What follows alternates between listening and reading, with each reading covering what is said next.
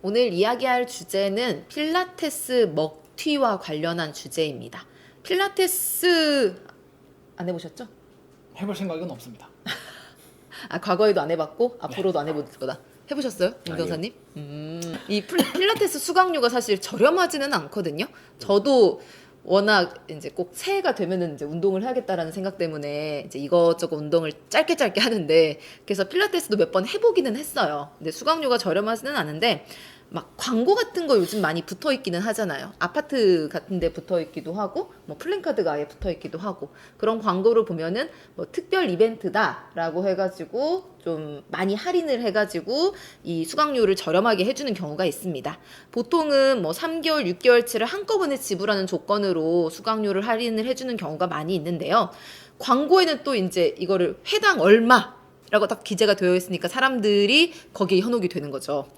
그런데 최근에 서울에 있는 유명 필라테스 브랜드의 한 지점에서 수능 이벤트를 열었어요. 수능 이벤트로 수강생들 100명을 끌어모은 뒤에 여기에서 1억 원을 챙기고 갑자기 폐업하는 일이 있었습니다.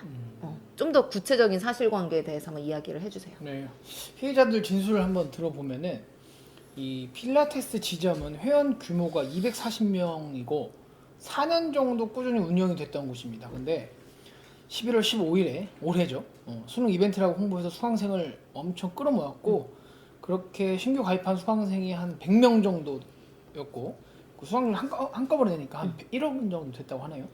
그리고 갑자기 지점에서 냉난방 공사 등을 이유로 10일 정도 휴업한다고 공지했고 이후 30일에 돌연 회원들에게 내부 사정으로 인해서 영업을 중단하겠다 이렇게 알리게 된 것이죠.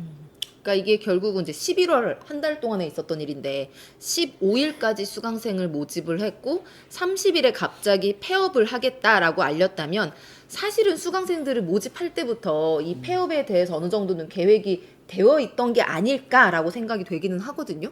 네, 지금 말씀해주신 사건에서도 수강생이 뭐 100명가량이 고소장을 사기 혐의로 접수를 했고요. 이 말씀하신 기간을 가지고 어느 정도 이제 추단을 해볼 수 있죠. 실제로 수강생을 모집할 때 이 수강료를 지급받더라도 향후에 이와 같은 필라테스 서비스를 제공할 의사와 능력이 없었다. 그럼에도 불구하고 제공할 것처럼 속여서 수강료를 지급받았다라고 한다면 전형적인 사기죄에 해당합니다. 유사한 사례에서도 다른 지역에서 필라테스 수강권을 이와 같은 방식으로 판매를 한 뒤에 휴업을 했다, 폐업을 했다, 이런 경우에 사기죄를 인정을 해서 뭐 징역 8월에 집행유예 2년을 선고한 사례도 있고요.